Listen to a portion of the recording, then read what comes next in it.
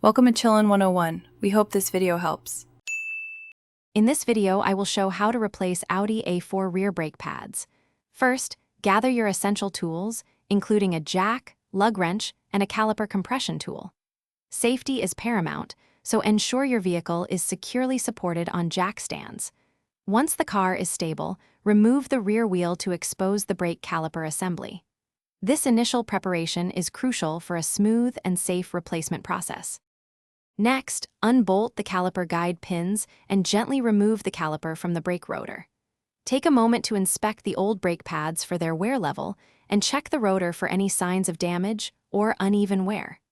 Before installing new pads, it is essential to use a caliper compression tool to fully retract the piston back into the caliper housing.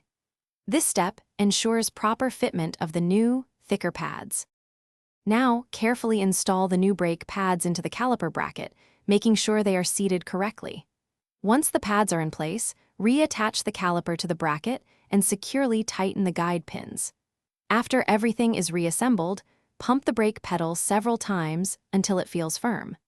This action helps to seat the new pads against the rotor and ensures proper brake function before driving. Before you hit the road, double-check all bolts and connections to ensure everything is tight and secure. Then, perform a short test drive, braking gently at first to properly bed in the new pads.